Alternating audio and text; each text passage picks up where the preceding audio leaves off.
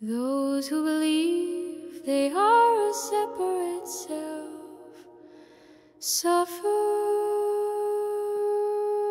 a great deal.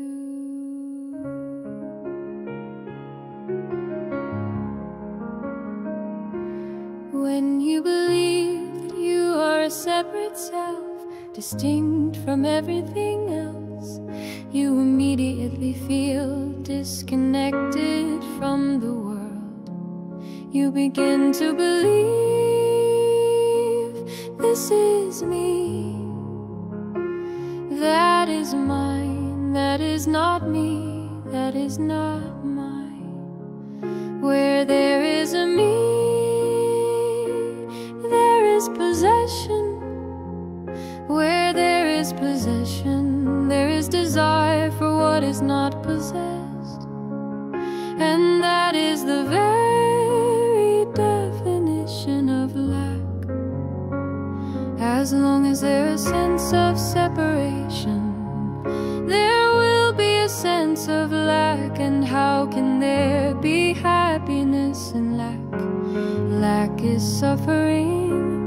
It is because of this perceived separation that lack arises. Lack in itself is suffering, not to mention the hopes that arise from finding something to fill the void, and the fears that follow from not being able to find it. Separation comes with lack, expectation, and fear. Take, for example, the belief that loving someone will make me feel complete.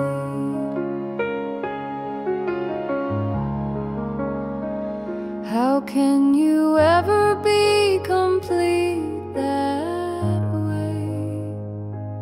When the illusion of a separate self exists, lack is inevitable.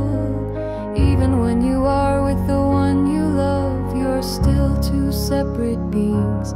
You remain divided, so wholeness can never be experienced.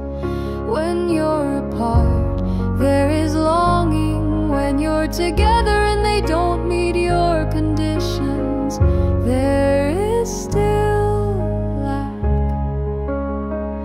That sense of a lack gives rise to various forms of attachment and control, all trying to fix the feeling of deficiency.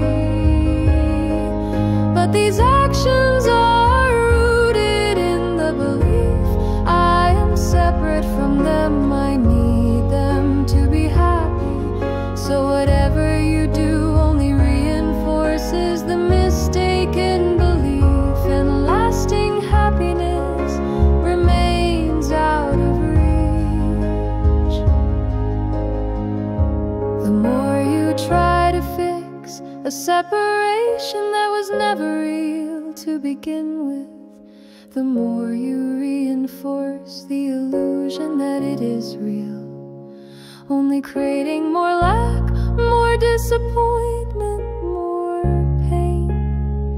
If you have already assumed you're inherently lacking, how will you ever stop feeling that way? How many love affairs will it take to fill that emptiness?